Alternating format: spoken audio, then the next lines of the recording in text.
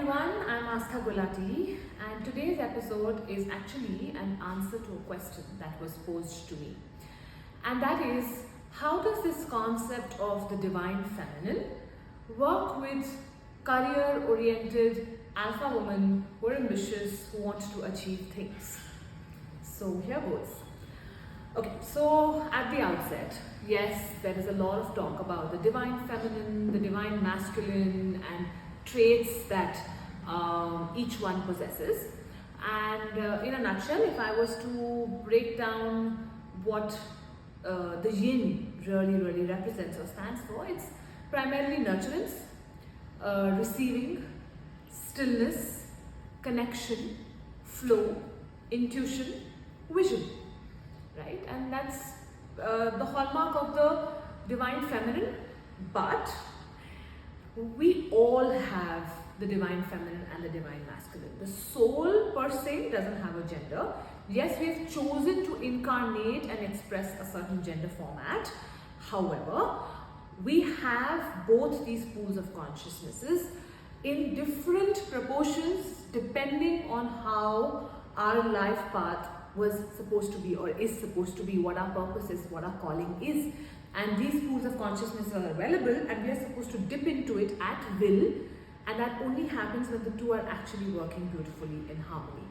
So a lot of times out of trauma or out of a fear, when we suppress any one side, it starts to backfire. So that's the first and foremost point about understanding that what the divine feminine or the divine masculine is, because even a woman has the divine masculine principle in her.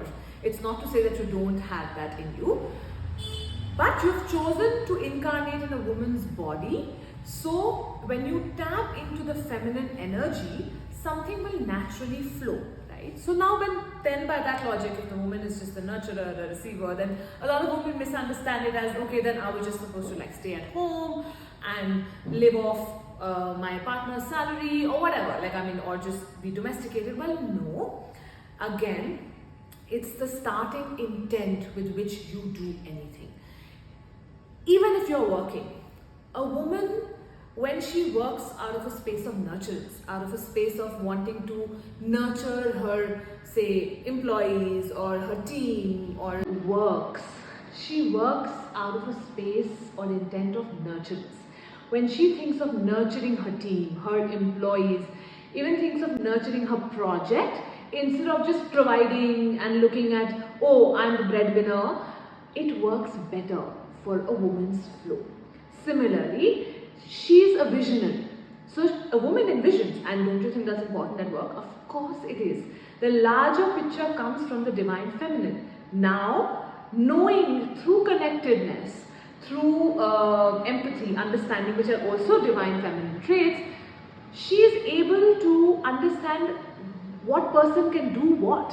The strengths, understanding the strengths of a person, understanding how a person functions, how to work with them, these are all divine feminine qualities. And don't we think that that's important in a workspace, rather than just being an alpha leader and being like, do this, do that. Yes, that's one way.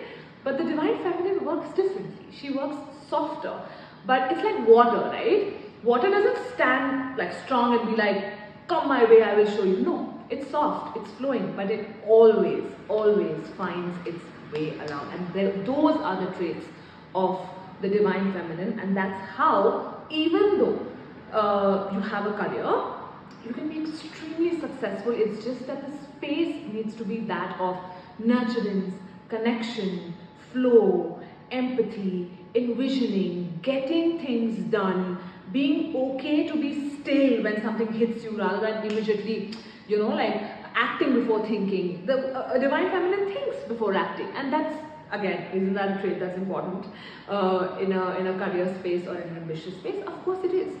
So tapping into these qualities and bringing it to your profession will make the flow easier. Not to say the other side will not work, it will, but if you've chosen this expression, if you tap into these qualities, it will become a lot more easier for you to even flow in your profession.